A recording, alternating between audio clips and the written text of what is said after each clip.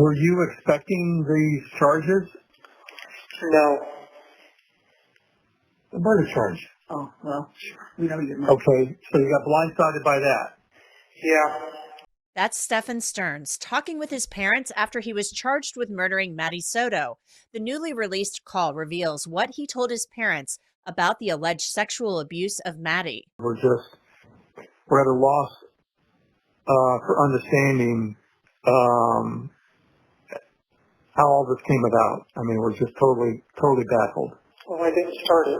I also have other details on what police found during the investigation. Welcome to Crime Fix. I'm Angenette Levy. Stephan Sterns' trial for the murder of Maddie Soto is now set for September 2025. That's a long way away, nearly a year away. Sterns faces the possibility of the death penalty if he's convicted of Maddie's murder. Before Sterns goes on trial for Maddie's murder, he will be tried for sex crimes involving Maddie. He faces 60 counts of sexual battery and possession of child pornography related to images that police said they found on Sterns' phone and Google Drive. Those images showed Sterns, according to investigators, sexually abusing Maddie, sometimes when she was asleep, sometimes when she was awake. That trial is scheduled for February of next year. Sterns has pleaded not guilty to all of these charges. Now we're learning more about what Sterns told his parents, Chris and Deborah Sterns, in the weeks after his arrest. Just to bring you up to speed, Maddie Soto was reported missing on February 26th of this year. Her mother, Jen Soto, reported her missing that night, with Sterns standing next to her after she went to pick up Maddie from school. Here's a look back at the body camera footage.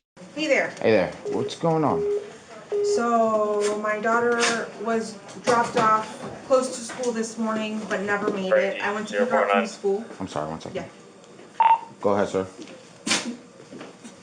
Are we looking for another kid or we have a kid? Looking for another one. Good. Alright, so people are still on the scene, let's put that out. Any possible location, how long? 13. I'm trying to get there right now. Absolutely.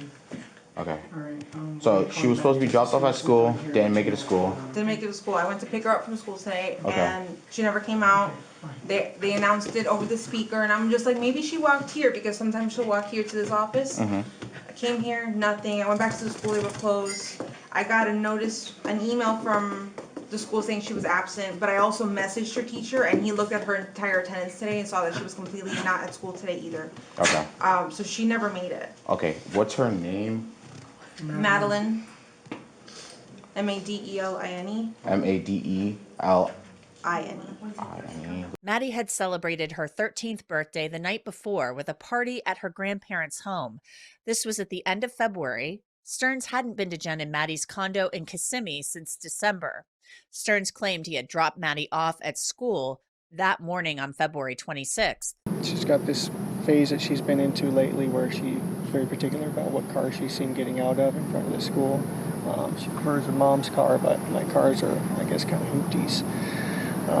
I get it. It's an image thing. But that was sometime probably between 8:20 and 8:40-ish, somewhere in there. It was along this stretch of the road that on the right side that has all the communities on it. Mm-hmm. Before you get to the overpass.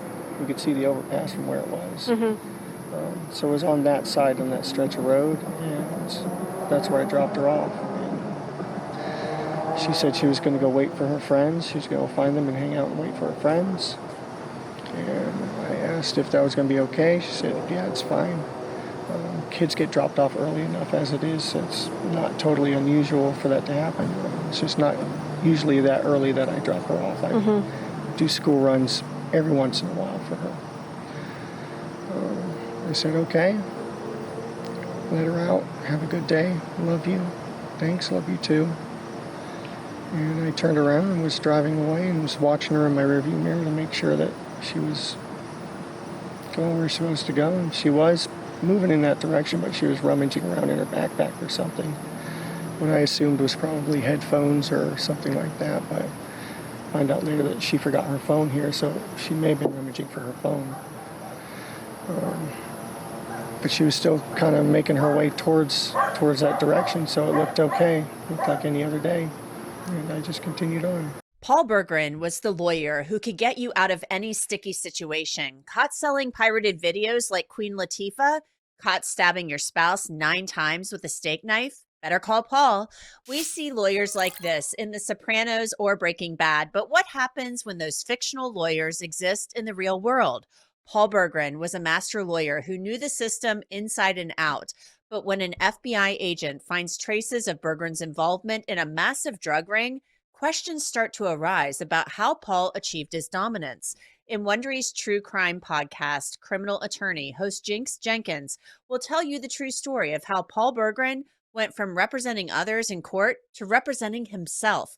Follow Criminal Attorney on the Wondery app or wherever you get your podcasts. You can listen to Criminal Attorney early and ad-free right now by joining Wondery Plus. Kissimmee police and Orange County Sheriff's deputies scoured the area looking for Maddie, but detectives were suspicious of Sterns immediately. He couldn't remember certain details, and he just happened to factory reset his phone, by mistake, he said, after he claimed he dropped Maddie off at school.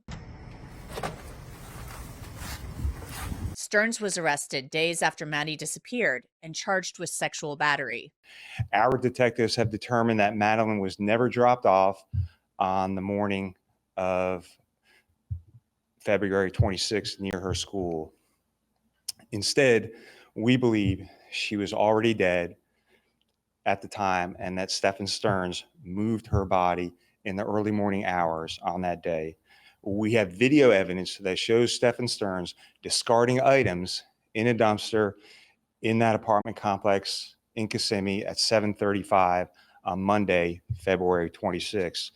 Detectives later recovered Madeline's backpack and her school-issued laptop from that dumpster.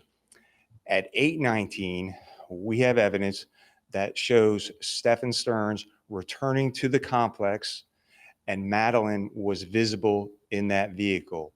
We believe she was already dead at that time. Maddie's body was found on Friday, March 1st, in between 2 bamboo trees on a rural farm property, after police got a tip from a man who'd seen someone matching Sterns' description changing a flat tire the day that Maddie disappeared. On April 10th, detectives said Stephan Sterns called his father, Chris, and said, "You know that I would never have wanted that for her," meaning Madeline. Stephan then says, "I am not sure really that any one person is specifically responsible. It's probably a combination of factors that led to it. I have never felt anything like that before. It was horrible." Chris tells Stephan that he hopes the truth will come out, and Stephan responds, "Well, yeah," as if he was dodging the statement. Now to that newly released phone call. It took place on May 13th. The state attorney's office for Orange and Osceola counties just released it. Okay, happy birthday, belated birthday, Mom, and happy belated Mother's Day.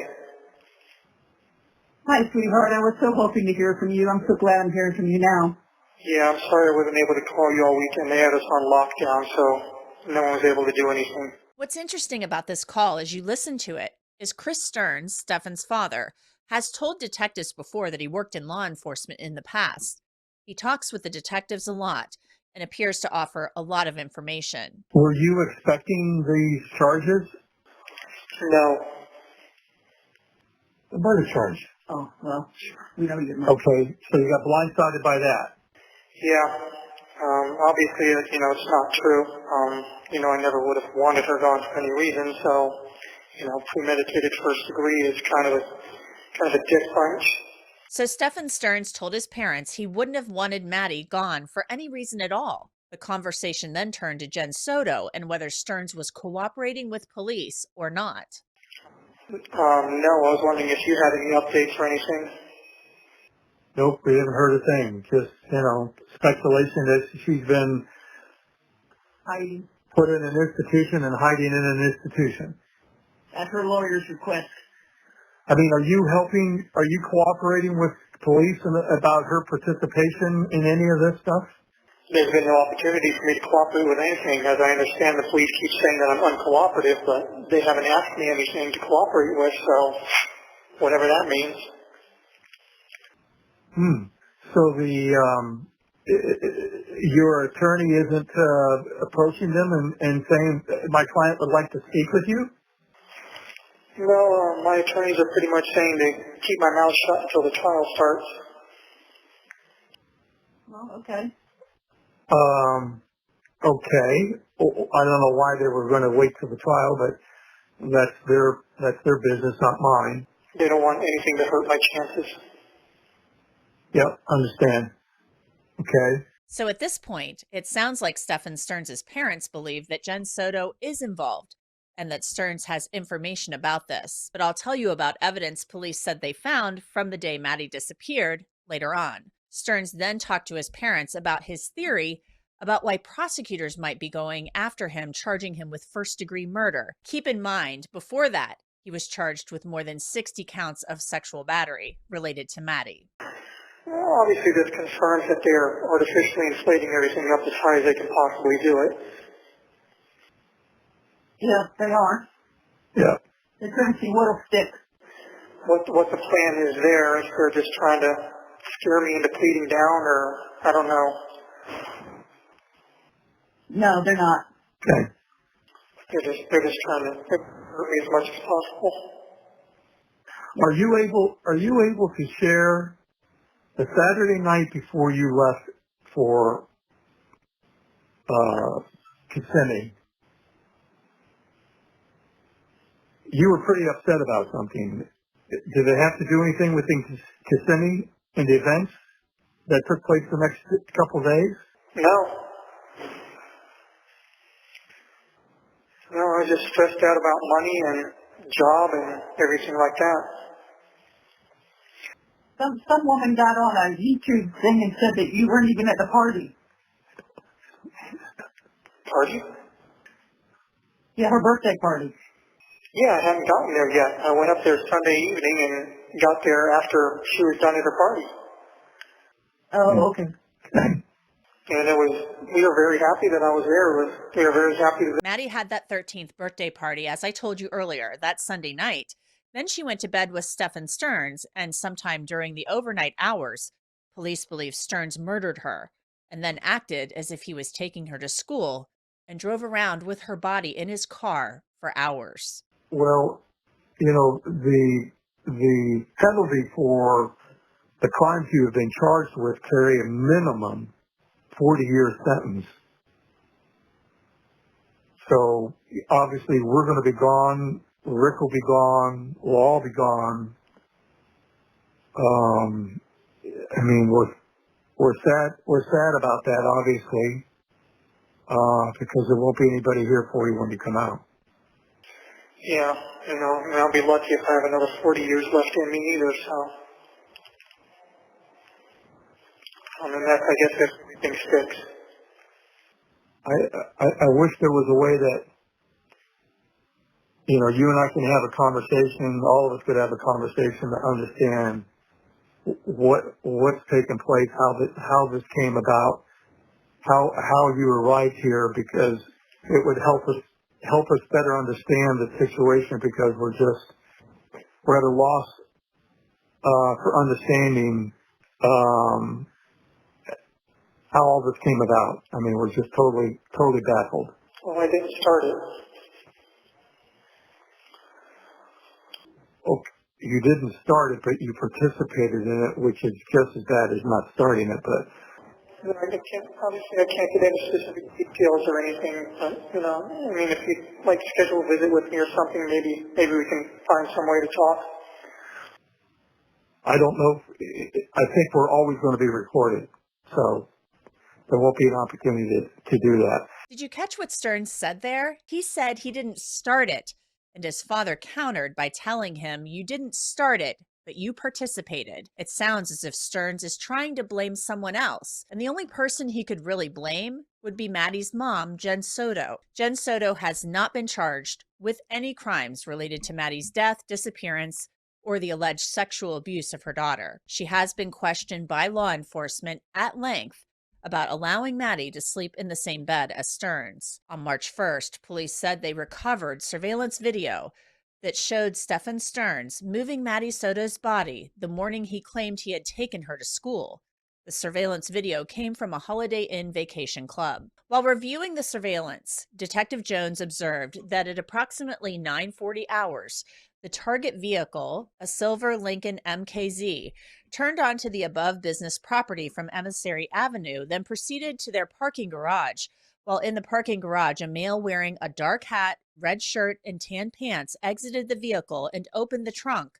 The male then walked to the front passenger side of the vehicle, opened the door, and proceeded to carry what appeared to be a limp body to the trunk of the vehicle. Now, I've told you many, many times that police found more than 1,700 images on Stephan Sterns' phone and Google Drive that showed him sexually abusing Maddie. Detectives said there were other images they found that showed Sterns peeping on one of Jen Soto's roommates. A detective wrote, "I noticed Stephan had a folder on his phone's gallery labeled this woman's name, which contained over 90 images that were captured of an unaware female. Upon further examining these images, I identified the female in the images to be Stephan's roommate.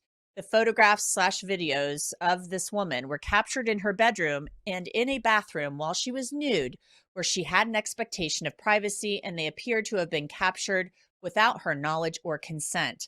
In addition, the images appeared to have been taken with a device that was concealed to the view of the roommate." Now, there's also been discussion about Maddie and Sterns texting about a coin, two sides of a coin.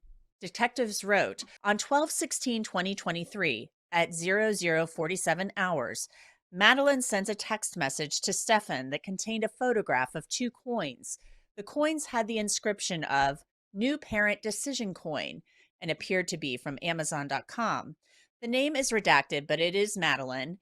And it says she sends 2 follow-up texts to Stephan stating, "We need this and get it for us, please."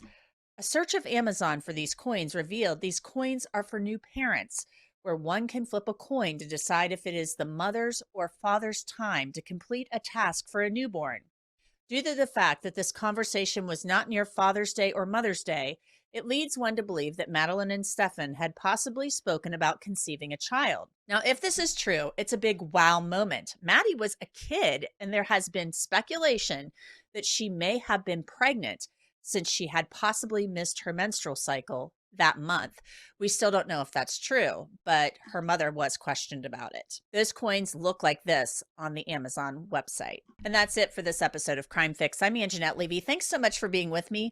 I'll see you back here next time.